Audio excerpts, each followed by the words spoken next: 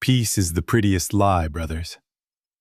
A man can leave the battlefield, but that does not mean the battle ends. Sometimes the quiet is worse than gunfire, because silence gives monsters room to move. And tonight, the breach came in the most ordinary place. A grocery checkout line. An old man short on cash. A kid filming like cruelty is entertainment. One small choice, one camera light, and the whole city shifted. So let brothers ask brothers. When the walls close in, does a man run or does a man stand? Because by the next day, the old man was gone, and by nightfall, 3 black SUVs were already rolling. If Ethan Cole, in a red and black flannel and a German shepherd wearing "Service Dog, Do Not Pet" means anything, it means this: regret can arrive fast. Pull up a chair, brothers. Sit down and listen. There's a survival lesson in this one. The checkout line that wouldn't let go. Rain drifted through Savannah like a thin apology, soft and persistent. The afternoon light dulled, and the grocery store windows fogged as if the city itself were holding its breath.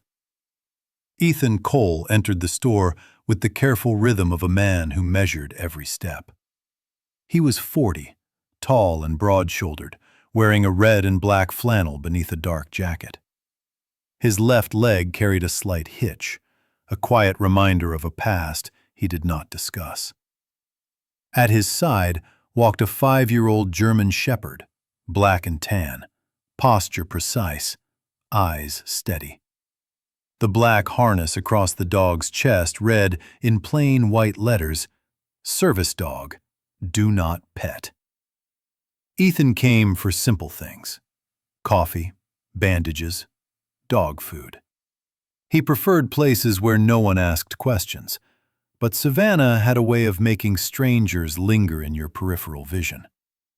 He felt it now as he moved toward the checkout, a tightening in the air that had nothing to do with weather. The line stalled. At the register stood an old man, thin as a winter branch.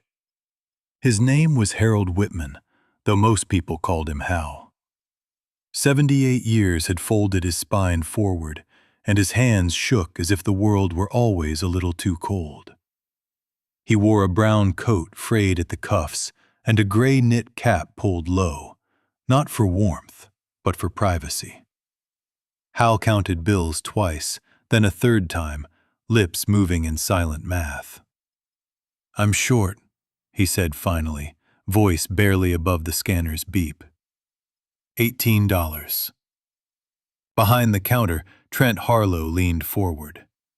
35, neat hair, a smile that never reached his eyes. His shirt was crisp, his name tag polished. Trent spoke with the confidence of a man who believed rules existed to be enforced in public. "Then you'll need to put something back," Trent said. He gestured to the bag as if it were clutter. "We can't run a charity." A few people in line shifted. One sighed. Another checked a phone. No one stepped forward. Hal nodded too fast. He reached for the bag, fingers trembling harder now. "Of course. I'm sorry. I didn't mean to—" "Sir," Trent interrupted, louder this time. "Please don't hold up the line." Ethan watched without moving. He felt a familiar pressure behind his ribs, the kind that came when someone crossed an invisible line. He had learned to recognize that feeling long before he learned to walk with a limp. A young man hovered near the candy rack, phone raised at chest height. 19, maybe. Hoodie, restless eyes. Jace Harlow had his father's jaw and none of his restraint. He smirked as he framed the shot, thumb hovering over record. "Look at this," Jace muttered, not quite under his breath. "Guy tries to get free groceries." Hal flinched. The words landed heavier than the rain outside. Ethan stepped forward. He placed his items on the counter, then his card. His voice was calm, almost gentle. "Put it on mine." Trent's eyebrows lifted, a practiced pause. "You don't have to do that." "I know," Ethan said. Hal turned, eyes wet and startled. "Sir, I can't." Ethan shook his head once. The motion was small, but final. "It's done." The transaction cleared. The bag slid across the counter. Hal clutched it to his chest like something alive. "Thank you," Hal whispered. "I didn't want to trouble anyone." Ethan met his eyes. There was no pity there, only recognition. "You didn't." Behind them, Jace laughed. "Guess being broke pays off if you look sad enough." Ethan turned. His gaze was steady, assessing. "Turn that off." Jace scoffed, angling the phone higher. "It's a free country." Jace's hand drifted toward the German Shepherd's head, careless, teasing. "What about the dog? Looks mean." The shepherd did not move. The dog's body remained still, disciplined, eyes locked forward. Ethan felt the leash tighten in his hand, not from the dog, but from the world narrowing. "Don't," Ethan said. Trent cleared his throat, a show of authority. "Sir, if there's a problem—" "There isn't," Ethan replied. He turned back to Hal. "You good to get home?" Hal nodded, though his hand still shook. "Just a few blocks." Ethan watched him leave, watched the door close behind that bent back and careful gait. Something sat wrong in his chest. He had seen this before. Not the grocery store, not the phones. The moment when humiliation tried to pass itself off as policy. As Ethan gathered his bag, he caught Trent's low voice, meant only for Jace. "Posted tonight. People like this stuff." Jace grinned. "Already got a title."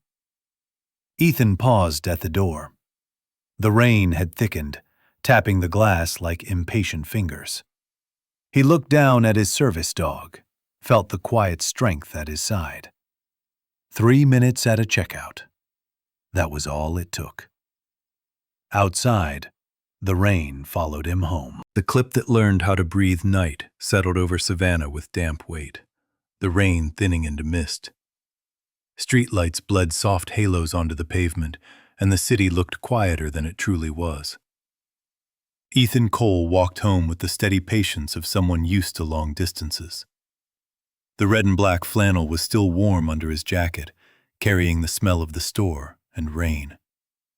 At his left side, the German Shepherd kept pace, 5 years old, black and tan, the black harness clear against the dog's chest. Service dog, do not pet, caught the light each time they passed a lamp. Ethan told himself the day was over, that the old man would eat a warm meal tonight. That was supposed to be enough. It wasn't. Across town, in a narrow bedroom lit by the glow of a laptop, Jace Harlow leaned forward in his chair. 19 years old, thin, restless, hair always falling into his eyes as if even it refused to stay disciplined. His fingers moved fast, trimming the video, cutting out the part where the card machine beeped approval, cutting out the moment when Ethan spoke calmly, leaving only Hal's shaking hands and his own laughter. Jace titled the clip with practiced cruelty. He watched the views tick upward, a rush blooming in his chest. Likes came fast, comments faster. He read them aloud, smiling. Fake old man. Probably a scam. Why do people fall for this stuff? The laughter made the room feel warmer. In the living room, Trent Harlow sat on the couch, shoes still on, tie loosened. 35, clean cut, eyes sharp even when tired. He glanced at the screen, nodded once. Posted everywhere, Trent said. This is how things work now. Jace grinned. Already did. Trent felt a flicker of satisfaction. Control, he told himself, was about setting examples, about reminding people where they stood. Miles away, Hal Whitman climbed the stairs to his room, one careful step at a time. 78 years sat heavy on his knees. The groceries were light, but he carried them like glass. Inside the room, he set the bag on the table and sat down without turning on the light. The silence pressed in. Hal opened a can of soup and ate slowly, spoon trembling.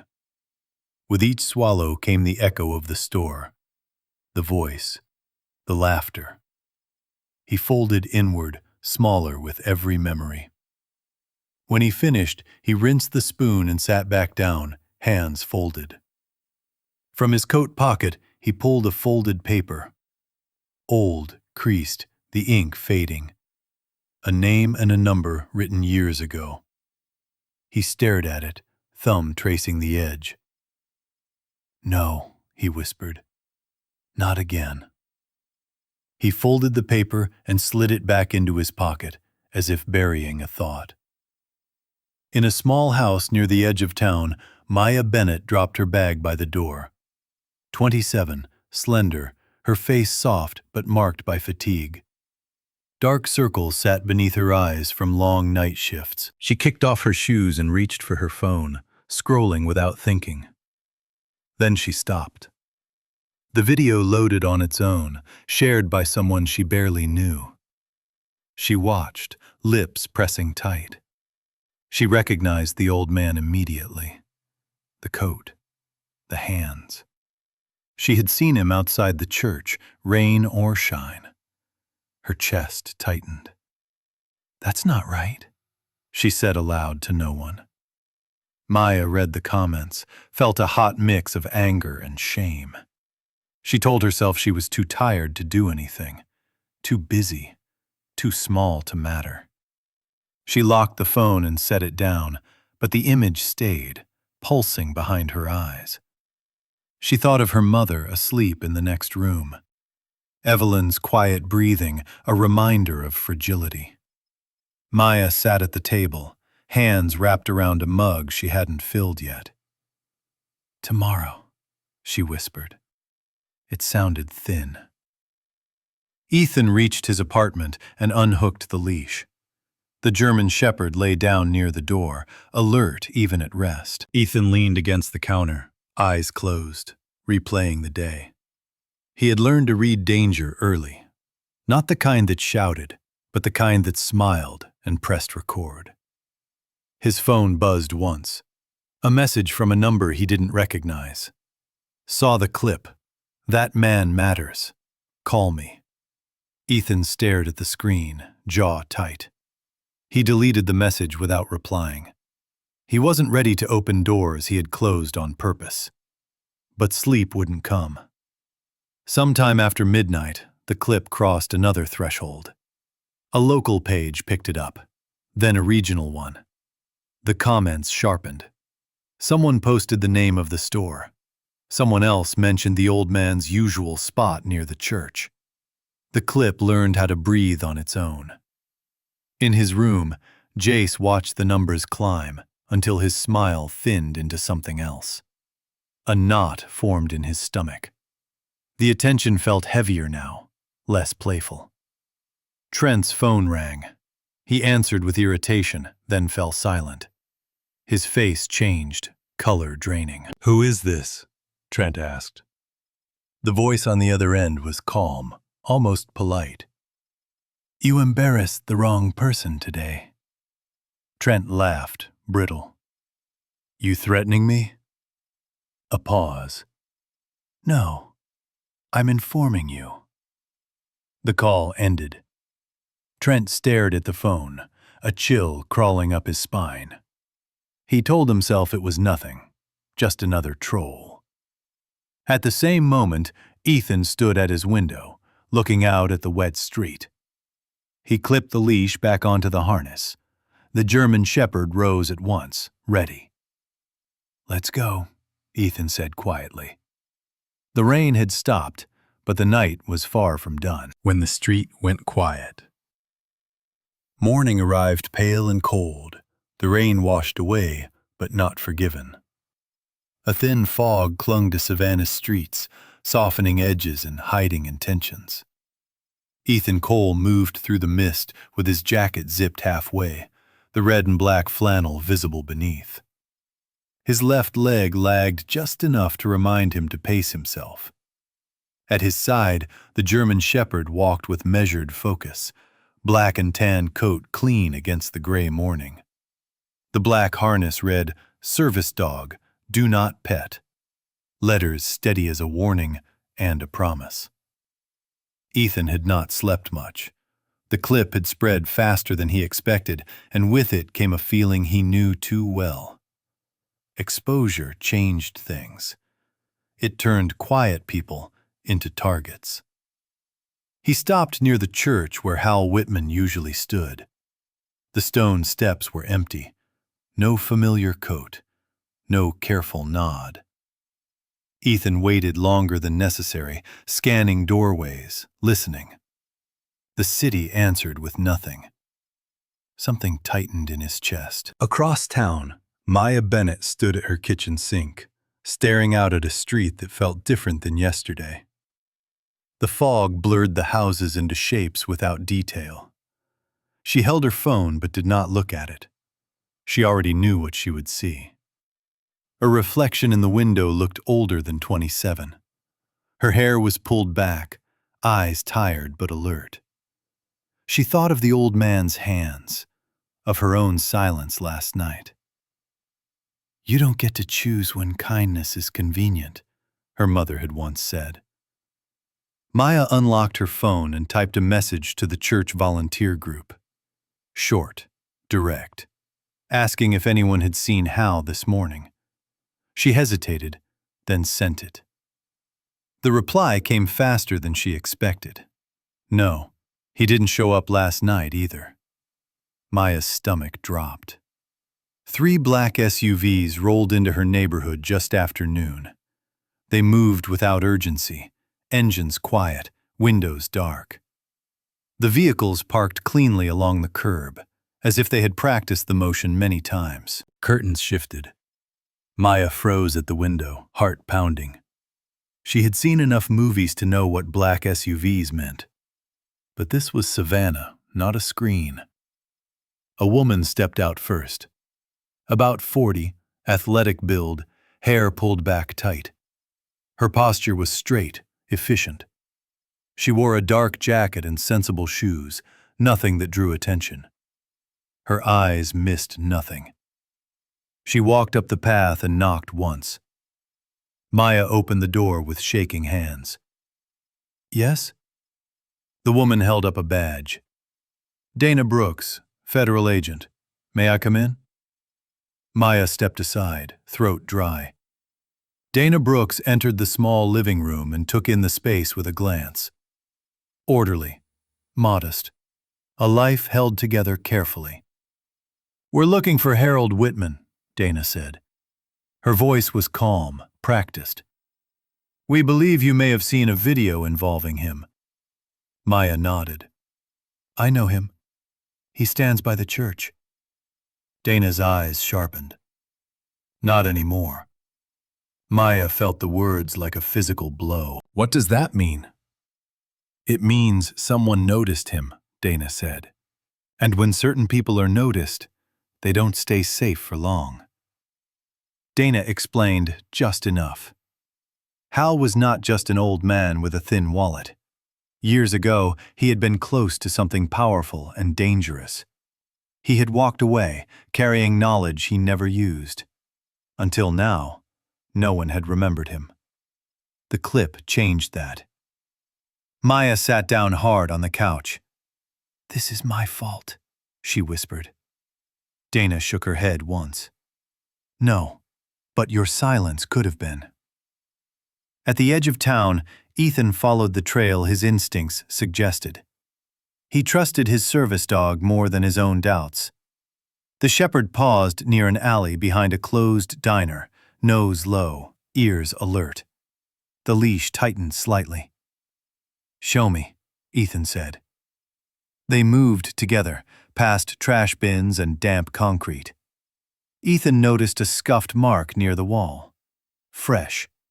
A dropped thread from a gray knit cap. Hal's cap. Ethan crouched slowly, the old ache in his leg flaring. He picked up the cap, felt the thinness of it between his fingers. His jaw clenched. This was no longer about a clip. Dana's phone rang as she stood to leave Maya's house. She listened, expression unreadable. "We found a disturbance near the docks," Dana said after hanging up, "and a witness who mentioned an old man." Maya stood. "I'm coming." "No," Dana said gently. "You're staying." Maya nodded, but the resolve in her eyes surprised even her. Near the docks, fog thickened again, swallowing sound. Ethan moved carefully, senses sharpened by old training. The German Shepherd stopped at the edge of a warehouse lot, body tense but controlled. Ethan saw the faint drag marks in the dirt, saw where someone had stumbled. He felt anger rise, cold and precise. From behind him, engines hummed. 3 black SUVs pulled in, silent as shadows. Dana Brooks stepped out, eyes meeting Ethan's with recognition. "You found it," she said. Ethan nodded. "They took him." Dana looked toward the warehouse. "Then we don't have much time." Ethan clipped the leash tighter around his wrist. The German Shepherd stood ready, breathing steady. The fog closed in around them, and the city held its breath once more. The sound of a door being locked. Fog thickened near the docks, heavy and sour with salt. The river lay hidden, and every sound seemed closer than it should have been. Ethan Cole stood at the edge of the warehouse lot, shoulders squared beneath his jacket. The red and black flannel showed at the collar, damp with mist. His left leg protested as he shifted his weight, but he ignored it. Pain had learned to wait its turn with him. At his side, the German Shepherd stood perfectly still, black and tan coat barely moving with each breath. The black harness was clear even in the haze. Service dog. Do not pet. Dana Brooks moved with controlled urgency, issuing quiet instructions into her phone. Her face was calm, but her eyes tracked everything. This was not chaos to her. This was timing. "They moved him inside," Dana said. "No uniforms, no plates. Whoever did this thought they'd have time." Ethan's jaw tightened. They never do. They advanced together. The warehouse door was old, rusted at the hinges. Inside, the air smelled of oil and rot. A single bulb burned near the back, casting long, warped shadows across concrete. Hal Whitman lay on the floor, wrists bound, breath shallow but steady. His gray knit cap sat a few feet away, trampled. He looked smaller than Ethan remembered, folded in on himself like a question the world had avoided answering. 2 men stood nearby, not young, not confident. One was tall and narrow, eyes darting, hands shaking around a cheap pistol. The other was broader, jaw clenched, pretending not to be afraid. They froze when they saw Ethan. The German Shepherd stepped forward at a single gesture. No growl, no bark, just presence. "Don't," Ethan said quietly. The tall man raised the gun halfway, then hesitated. The shepherd's eyes locked onto him, unblinking. In that pause, everything changed. Dana moved first, fast and precise. A command, a flash of metal. The broader man went down hard, breath leaving him in a grunt. The tall man dropped the gun before he realized he had decided to. Ethan crossed the distance in 3 measured steps, knelt beside Hal. The old man's eyes fluttered open. "I'm sorry," Hal whispered. "I didn't want trouble." Ethan cut the bindings with a small blade. His hands were steady. "You didn't cause this." Hal's fingers trembled as circulation returned. "They said I should have stayed quiet." Ethan met his gaze. They were wrong. Outside, sirens approached, distant but inevitable. Dana secured the men with practiced efficiency. She looked at Ethan once, a nod of respect, then turned away to do her job. Hal was wrapped in a blanket and guided to a seat. He looked at Ethan like a man seeing land after a long crossing. "I thought no one remembered," Hal said. Ethan crouched, ignoring the ache in his leg. Some things don't disappear. They wait. Across town, Jace Harlow's night ended in a parking lot, behind the same grocery store where it had begun. The lot was half empty, lights buzzing overhead. Jace leaned against his car, phone in hand, scrolling through comments that had turned sharp. The views were still climbing, but the tone had shifted. A shadow fell across the screen. Jace looked up. A black SUV idled a few feet away, then another, then a third. A man stepped out, early 40s, plain clothes, posture firm. His face was forgettable by design, his eyes not. "Jace Harlow?" the man asked. Jace laughed, weak. "Who's asking?" "Someone who needs you to listen." The man held up a tablet. The paused image showed Hal on the warehouse floor, bound, small. "You helped make him visible," the man said. "You didn't mean to, but intent doesn't change consequence." Jace swallowed. "I didn't touch him." "No," the man agreed. "You pressed record." Jace's phone buzzed. Notifications flooded in. His father's name lit the screen, then disappeared. "What happens now?" Jace asked, voice cracking. "That depends," the man said calmly, "on what you do next." Back at the docks, Hal was taken away for medical evaluation. Dana lingered long enough to make sure Ethan had nothing else to say. He didn't. As the vehicles pulled away, Ethan stood alone with his service dog. The fog began to lift, thin strands pulling back from the water. He thought of the checkout line, of the laughter, of the way humiliation tried to disguise itself as entertainment. Instant regret wasn't loud. It didn't need to be. Sometimes it arrived in silence, when a door locked behind you and you realized there was no one left to blame. Ethan clipped the leash shorter and turned toward home. The city felt different now, less forgiving, more honest. What stays after the noise? Sunlight returned to Savannah with careful warmth, the kind that forgave without forgetting. The air felt rinsed, and the city moved as if it had exhaled. Ethan Cole walked the long way home. The red and black flannel rested easy beneath his jacket, softened by days of wear.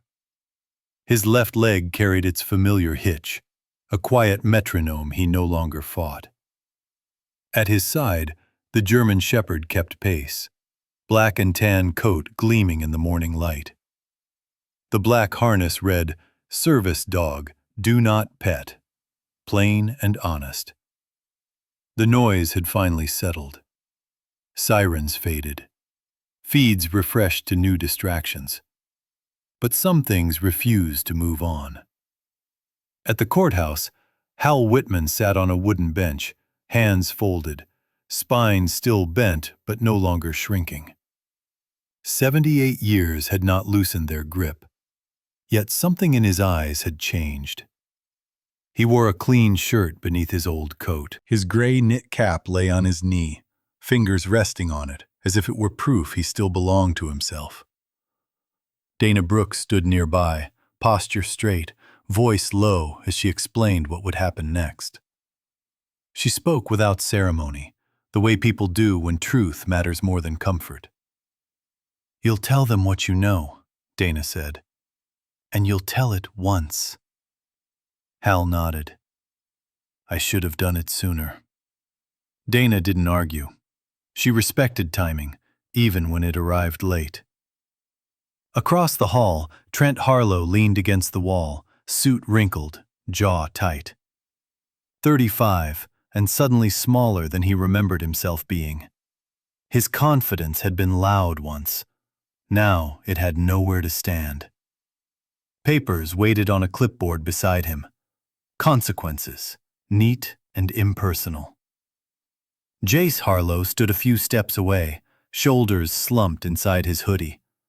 19, eyes ringed with sleeplessness. The phone that had once felt like a weapon hung useless in his hand. He looked at the floor, then at Hal, then away again. Maya Bennett arrived quietly, breath catching when she saw Hal upright. 27, hair pulled back, eyes clearer than they had been days ago. She approached with careful steps, as if afraid to startle something fragile. "I'm sorry," Maya said. The words were simple, unadorned. "I should have spoken up sooner." Hal looked at her for a long moment. Then he smiled, a small, tired curve that carried weight. "You're here now." That seemed to be enough.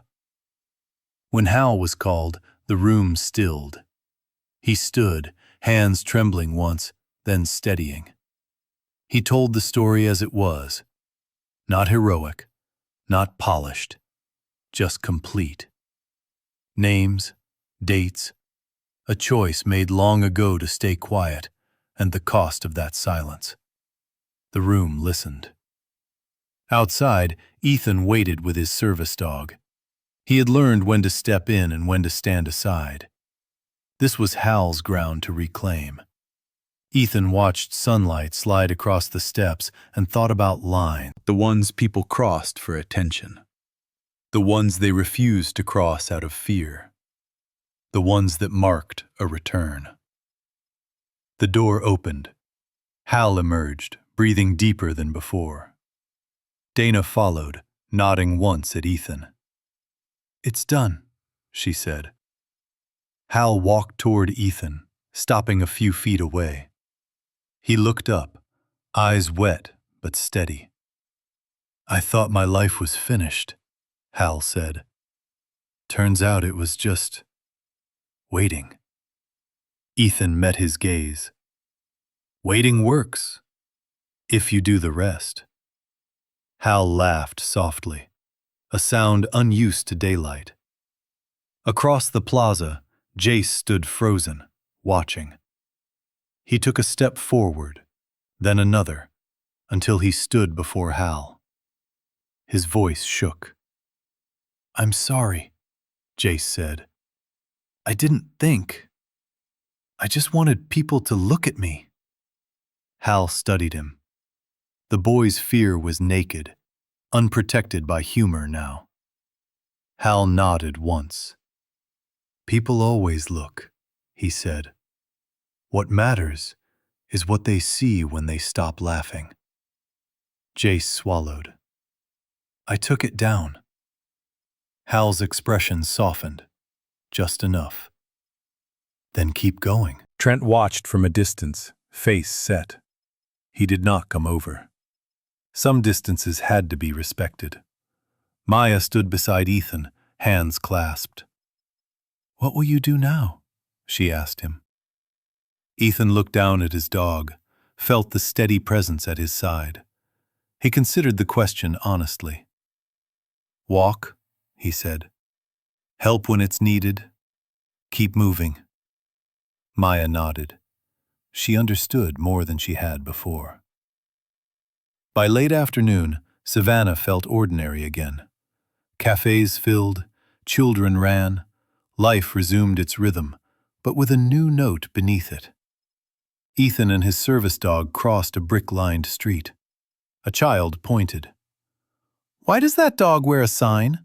the child asked. "So people know he's working," the mother said.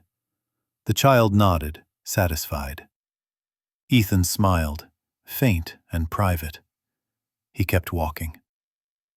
Some stories ended with applause. This one ended with quieter things. A truth spoken.